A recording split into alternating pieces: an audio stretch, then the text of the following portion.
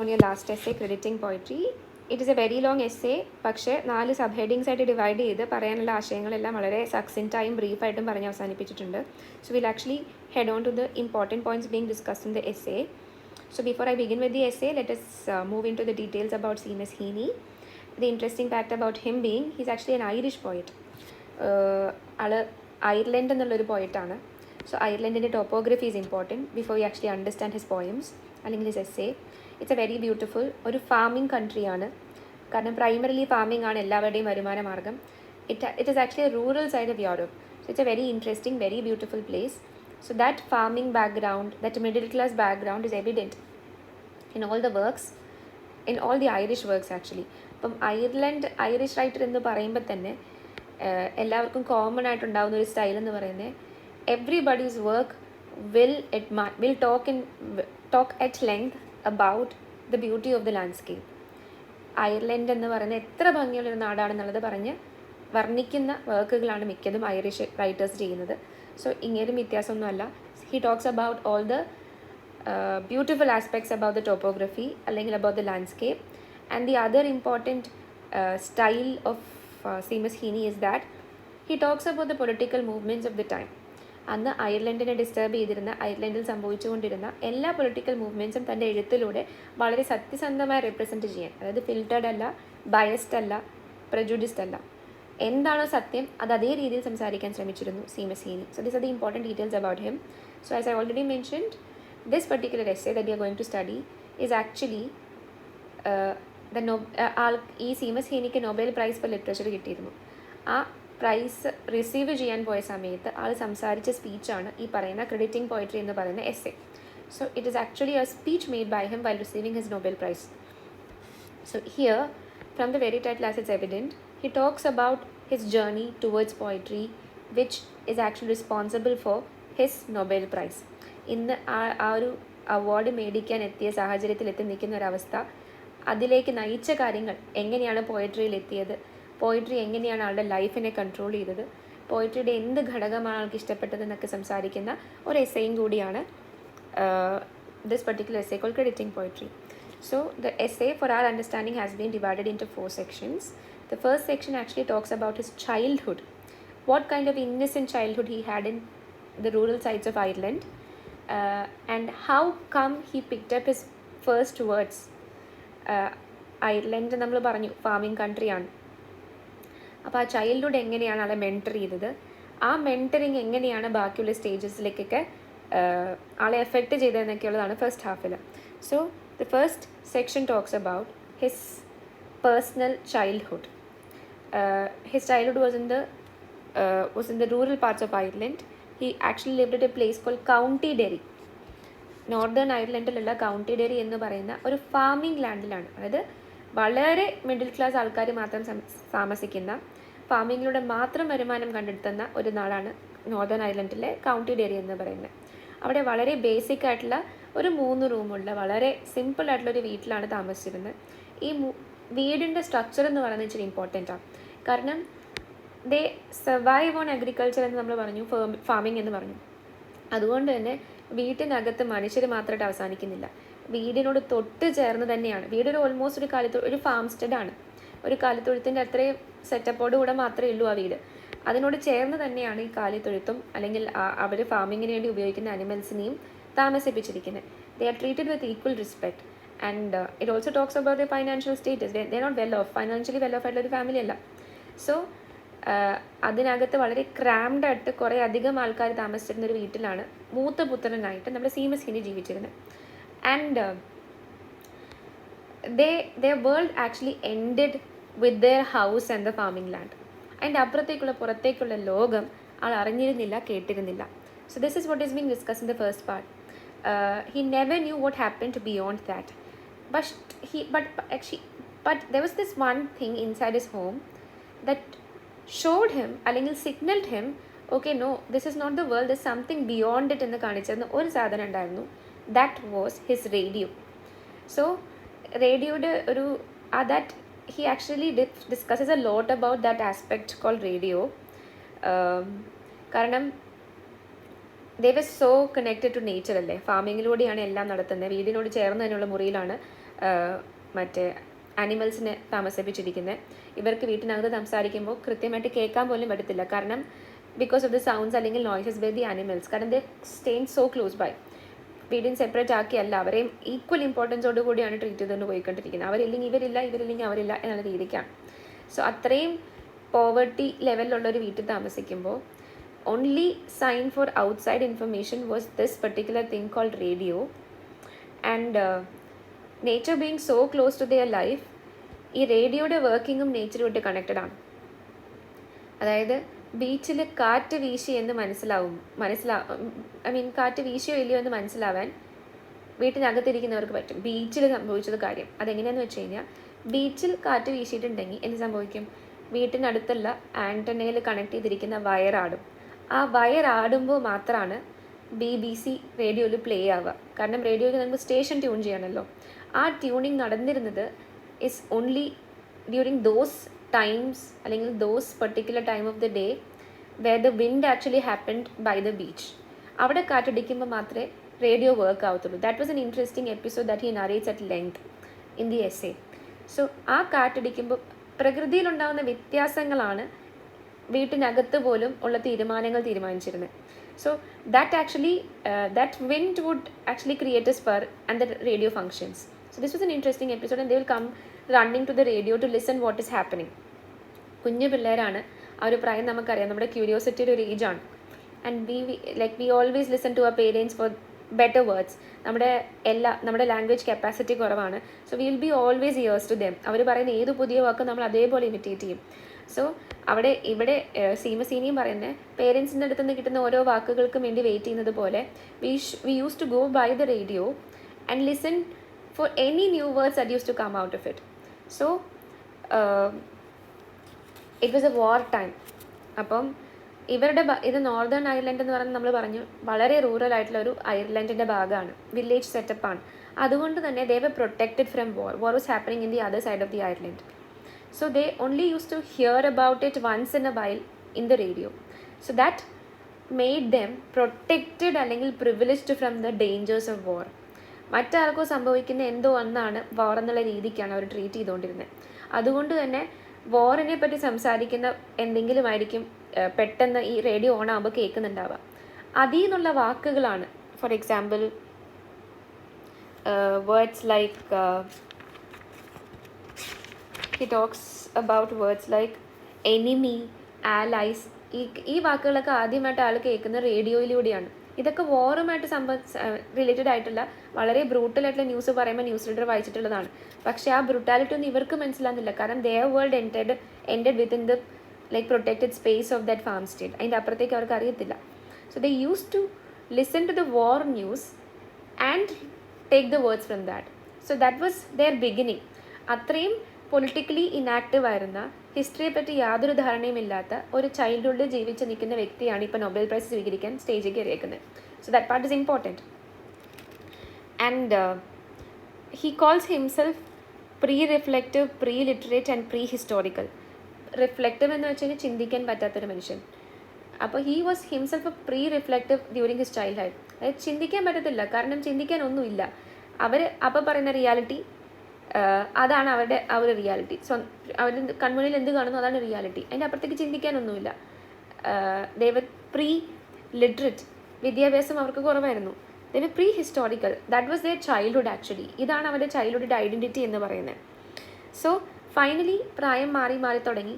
അപ്പം റേഡിയോയിലേക്ക് കൂടുതൽ ആകർഷണം ഉണ്ടായി നമ്മുടെ വ്യക്തിക്ക്, സീമസീനിക്ക്. He was very interested in language. He was born to be a poet എന്നുള്ളത് നമുക്ക് ഈ ഗ്രോത്ത് കാണുമ്പോൾ മനസ്സിലാകുന്നുണ്ട്.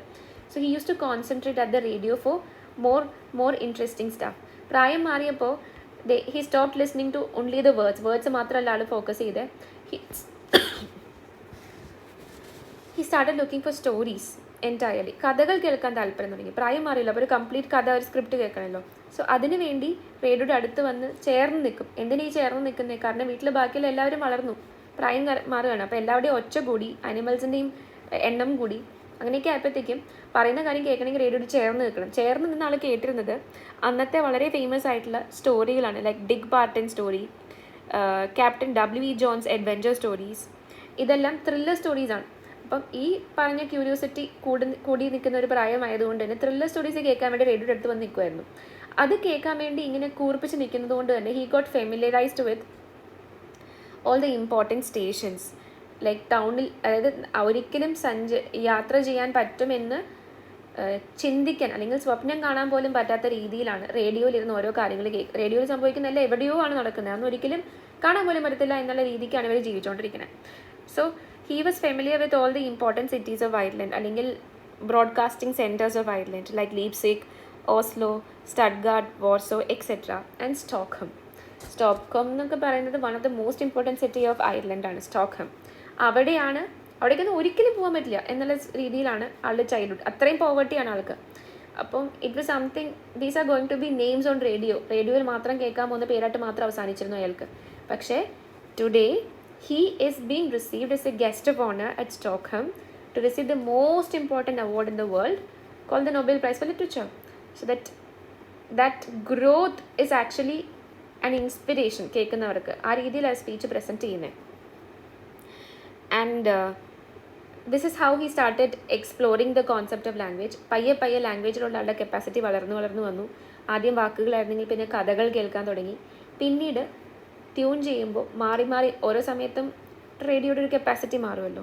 പിന്നീട് ട്യൂൺ ചെയ്ത് വരുമ്പോൾ പലതരത്തിലുള്ള യൂറോപ്യൻ ഭാഷകൾ കേൾക്കാൻ തുടങ്ങി. അതായത് അയാളുടെ ശീലിച്ചിരുന്ന ഭാഷയ്ക്ക് പുറമേയുള്ള ഭാഷകളുണ്ടെന്ന് മനസ്സിലായി. അത് കേട്ടപ്പോൾ അതിനോട് ക്യൂരിയോസിറ്റി തുടങ്ങി. ബാക്കിയുള്ള യൂറോപ്യൻ ലാംഗ്വേജുകൾ കേൾക്കാൻ തുടങ്ങി. ആദ്യമൊക്കെ ഒന്നും മനസ്സിലായില്ലെങ്കിലും he started continuously listening and this habit of listening actually helped him to crack a few words and expand and grow on his capacity of language in European languages. Irish language മാത്രമല്ല, English മാത്രമല്ല, അതിൻ്റെ അപ്പുറത്തേക്കുള്ള European ലാംഗ്വേജസും പതിയെ crack ചെയ്യാൻ തുടങ്ങി. So this was his initial days as a poet. And that is a first section. Second section എത്തുമ്പോഴത്തേക്കും he started loving poetry. പക്ഷേ ആൾ ഇവിടെ പറയാൻ ശ്രമിക്കുന്നത് ആ പോയട്രിയോടുള്ള ഇഷ്ടവും it was not actually this strong initially. ഓരോ പ്രായത്തിൽ ഏത് തരത്തിലുള്ള പോയമാണോ ഇഷ്ടപ്പെടുക, അങ്ങനെ ഓരോ പ്രായത്തിലും ഇഷ്ടങ്ങൾ മാറിക്കൊണ്ടേയിരുന്നു. പക്ഷെ അത് ഇമ്മീഡിയറ്റ് പ്ലഷറിന് വേണ്ടി മാത്രമായിരുന്നു. ഇപ്പോൾ ചെറിയ കുട്ടിയായ സമയത്ത് ആൾക്ക് കീറ്റ്സിൻ്റെ ഓട്ടമായിരുന്നു ഇഷ്ടം. കുറച്ചും കൂടി അഡോളസെൻറ്റിലേക്ക് എത്തിയപ്പോഴേക്കും കുറച്ചും കൂടി ട്രിക്കി ആയിട്ടുള്ള ജെറാഡ് മാൻലി ഹോപ്കിൻസിൻ്റെ പോയംസാണ് ഇഷ്ടം. ഒപ്പം കുറച്ചും കൂടി പ്രായം വന്നപ്പോഴത്തേക്കും he started liking Robert frost and Chaucer. കാരണം ആ സമയത്ത് അവർ ഫാമിങ്ങിനെ പറ്റിയൊക്കെയാണ് കോൺസെൻട്രേറ്റ് ചെയ്തിരുന്നത്. So that become A thing for that age. അപ്പോൾ ഓരോ പ്രായത്തിലും എന്താണോ നൈമിഷികമായിട്ടുള്ള ഇഷ്ടങ്ങൾ, ടെമ്പറൽ ആയിട്ടുള്ള ഇഷ്ടങ്ങൾ, അതിനെ സാറ്റിസ്ഫൈ ചെയ്യിക്കാൻ പറ്റുന്ന രീതിയിലുള്ള സിമ്പിൾ പോയിംസാണ് ഓരോ പ്രായത്തിലും വായിച്ചുകൊണ്ടിരുന്നത്.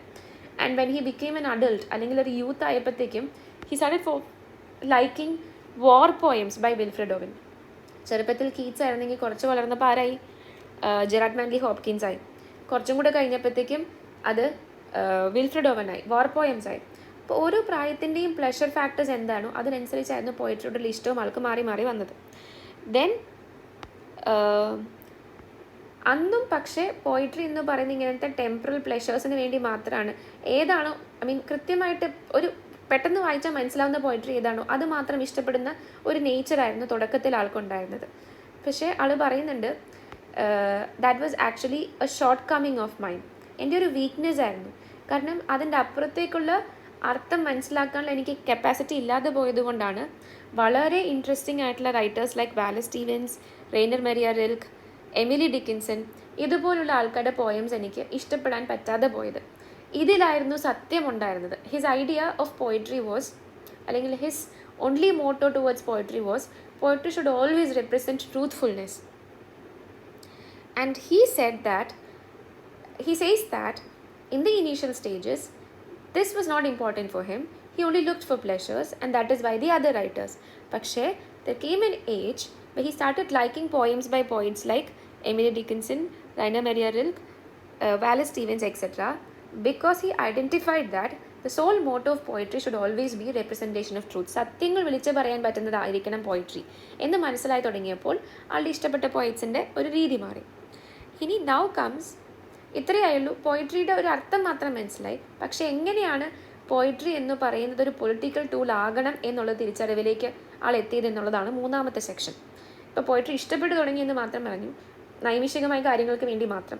പക്ഷേ മൂന്നാമത്തെ സെക്ഷനിലാണ് എന്തുകൊണ്ട് പോയിട്രി ഷുഡ് റെപ്രസെൻറ്റ് ട്രൂത്ത് എന്ന് ഉള്ളൊരു ഐഡിയയിലേക്ക് എത്തി എന്നുള്ളൊരു കാര്യം പറയുന്നത്. അതിന് he brings to us the example of an incident that happened in Ireland. അവിടെ വലിയ രീതിയിൽ യുദ്ധങ്ങൾ നടന്നുകൊണ്ടിരിക്കുകയാണ്, especially between this factions call Catholics and Protestants. അപ്പം പ്രൊട്ടസ്റ്റൻസിനെ സപ്പോർട്ട് ചെയ്യുന്ന കാത്തലിക്സ് സപ്പോർട്ട് ചെയ്യുന്നത് IRA എന്ന് പറയുന്നൊരു സംഘടനയാണ്. അതിനെതിരെ നിൽക്കുന്ന മറ്റൊരു സംഘടനയാണ് പ്രൊട്ടസ്റ്റൻറ്റ് വിഭാഗം എന്ന് പറയുന്നത്. സോ ഡ്യൂറിങ് വൺ ഈവനിങ് ഒരു മിനി ബസ്സിനകത്ത് ഈ ജോലിയെല്ലാം കഴിഞ്ഞ് പോവുമായിരുന്നു ഒരു കൂട്ടം വർക്കേഴ്സ്.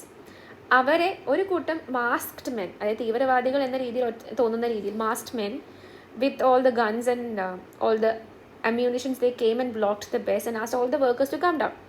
അവരെല്ലാവരും നിർത്തിയിട്ട് പറഞ്ഞു, ഈ കൂട്ടത്തിലുള്ള കാത്തലിക് ആരെങ്കിലും ഉണ്ടെങ്കിൽ മുന്നോട്ട് വരും. അപ്പോൾ അവർക്ക് മനസ്സിലായി the masked men are Protestant തീവ്രവാദികളാണ്, അവർ കാത്തലിക്കിനെ പിടിച്ച് കൊല്ലാൻ വേണ്ടി വന്നിരിക്കുകയെന്ന് മനസ്സിലായി.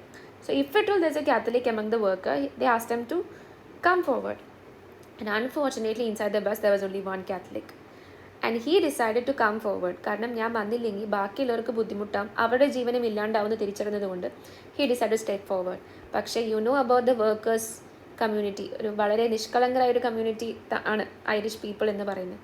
they immediately signaled that man not to step forward. പോവരുത്, പ്രൊട്ടസ്റ്റന്റ് തീവ്രവാദികൾ കൊല്ലും എന്ന് പറഞ്ഞു. കാരണം പ്രൊട്ടസ്റ്റൻസിന് കാത്തലിക്കിന് ഇഷ്ടമല്ല, കാത്തലിക്സ് ആർ സപ്പോർട്ടിങ് IRA അല്ലേ.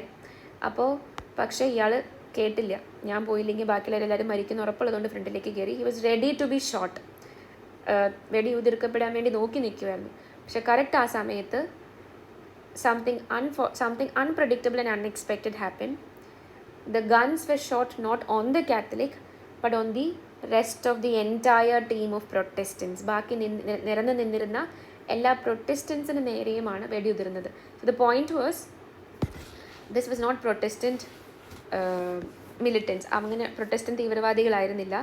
ദേ were people from IRA community, അതായത് കാത്തലിക്സ് സപ്പോർട്ട് ചെയ്തിരുന്ന IRA കമ്മ്യൂണിറ്റിയിൽ ബിലോങ് ചെയ്തിരുന്ന ആൾക്കാരാണ് തീവ്രവാദികളായിട്ട് വന്നത്. ദേ വർ ആക്ച്വലി ആഫ്റ്റർ പ്രൊട്ടസ്റ്റൻസ്. അപ്പം ഒരു ട്രിക്കി ക്വസ്റ്റ്യൻ ചോദിച്ച് കാര്യം അവതരിപ്പിച്ചു എന്ന് മാത്രം. കാത്തലിക് ആണെന്ന് മനസ്സിലായപ്പോൾ അയാളെ മാത്രം പ്രൊട്ടക്റ്റ് ചെയ്ത് ബാക്കിയുള്ള എല്ലാവരെയും വെടിവെച്ച് കൊന്നു. This became the talk of the town. It happened in the year 1976. So this important incident inside the rural part of, അതായത് വാറിൽ നിന്നെല്ലാം രക്ഷപ്പെട്ട് നിന്നിരുന്നൊരു ഭാഗമായിരുന്നല്ലോ, അവിടെ ഇത് സംഭവിച്ചപ്പോൾ it actually triggered all the writers like Seamus Heaney. അപ്പോൾ he decided, okay, now is the time to stop acting innocent. I have to use this medium of poetry as a political tool എന്ന് തിരിച്ചറിഞ്ഞ ഒരു incident ഇതായിരുന്നു. And അത് മനസ്സിലായതിന് ശേഷം ഉണ്ടായ വ്യത്യാസങ്ങളാണ് നാലാമത്തെ സെക്ഷനിൽ പറയുന്നത്. He actually brings in the example of a great poem by Homer. Homer എന്ന് പറയുന്ന വലിയ റൈറ്റർ എഴുതിയ ഫേമസ് പോയമാണ് ഒഡീസിയസ്. അതിനകത്ത് Demodocus he is actually the singer of the poem. ആ പോയത്തിൻ്റെ ഫുൾ കഥകൾ നരേറ്റ് ചെയ്യുന്ന ഡെമോഡോക്കസ് ആണ്. അപ്പം ഡെമോഡോക്കസ് പറയുന്ന അല്ലെങ്കിൽ പാടുന്ന ഒരു ഫ്യൂ സെറ്റ് ഓഫ് ലൈൻസ് ഉണ്ട്, അതിനെ കോട്ട് ചെയ്താണ് ആ നാലാമത്തെ ഭാഗം തുടങ്ങുന്നത്. The purpose of that quote is actually to show us the power of poetry. എന്തുകൊണ്ട് ഈ പറഞ്ഞ പോയിട്രി ഒരു പൊളിറ്റിക്കൽ ടൂൾ ആവണം എന്ന് സംസാരിക്കാൻ വേണ്ടിയിട്ടാണ് ഇത് കോട്ട് ചെയ്യുന്നത്. എന്തുകൊണ്ടാണെന്ന് വെച്ചാൽ ആ ലൈൻസ് വായിക്കുമ്പോൾ നമുക്ക് മനസ്സിലാവുന്നുണ്ട്, these lines are capable to open up the kinder side of our hearts. വായിക്കുന്ന ഓരോ മനുഷ്യൻ്റെ ഉള്ളിലും ഉള്ള കൈൻഡ്നെസ്സിനെ ഉണർത്തിയെടുക്കാൻ കഴിവുള്ള ലൈൻസാണ്. അപ്പോൾ അത് ഉണർത്തിയെടുക്കുമ്പോൾ എന്താവും, ചുറ്റും നടക്കുന്ന എല്ലാ വലിയ ആപത്തുകളോടും അല്ലെങ്കിൽ ഏറ്റവും ദുഷ്ടതരങ്ങളോടും ഒരു കൈൻഡ് നേച്ചറിൽ തിരിച്ച് പ്രതികരിക്കാനുള്ളൊരു കപ്പാസിറ്റി വായനക്കാർക്കുണ്ടാവണം. അത് കാണിക്കാൻ വേണ്ടി, അത്രയും പവർഫുള്ളാണ് പോയിട്രി എന്ന് കാണിക്കാൻ വേണ്ടിയിട്ടാണ് ഈ പറഞ്ഞ ഒഡീസിയസ് എന്ന് പറയുന്ന പോയത്തിലെ കുറച്ച് ലൈൻസ് കോട്ട് ചെയ്യുന്നത്.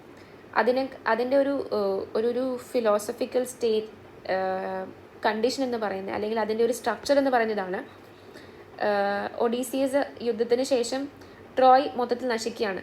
അത് കണ്ട് കരയുന്ന ഒഡീസിയസിൻ്റെ വികാരങ്ങളെ ഒരു ഭർത്താവ് അല്ലെങ്കിൽ പാർട്ട്ണർ നഷ്ടപ്പെട്ട ഭാര്യയുമായിട്ട് കമ്പയർ ചെയ്യാണ്. So the wife cries intolerably and she has all the, ആളും യുദ്ധത്തിന് നടുക്ക് നിന്ന് ഒത്തിരി അധികം മുറിവുകൾ നേരിട്ട് നിൽക്കുകയാണ്. പക്ഷേ more than her wounds her husband's death is hurting her. അത് കേൾക്കുമ്പോൾ വായനക്കാരുടെ ഉള്ളിൽ ഉണ്ടാകുന്നൊരു അലിവുണ്ട്, ഒരു മനസ്സലിവുണ്ട്. അത് തുറന്നു കിട്ടിക്കഴിഞ്ഞ് കഴിഞ്ഞാൽ ലോകം ഒരു നല്ല സ്ഥലമായി മാറും എന്നുള്ളൊരു വിശ്വാസം റൈറ്റേഴ്സിന് വന്നു. അത്രയും പവർഫുള്ളാണ് പോയിട്രി എന്ന് മനസ്സിലായി. So that was the intention of quoting that few lines from the poem Odysseus. The poetത്തിൻ്റെ പേര് ഒഡീസിയസ് എന്നാണ്. പോയം എഴുതിയത് ഹോമറാണ്. ആൻഡ് ഇന്നും നൂറ്റാണ്ടുകൾക്ക് ശേഷം ആ പോയത്തിൻ്റെ ആ ലൈൻസ് വായിക്കുമ്പോൾ ഏതൊരു മനുഷ്യൻ്റെ ഉള്ളിലും ഈ അലിവ് അല്ലെങ്കിൽ കൈൻഡ്നെസ് എന്ന് പറയുന്നൊരു ഫാക്ടർ തുറന്നു പോകും എന്നാണ് നമ്മുടെ സീമസ് ഹീനി പറയുന്നത്.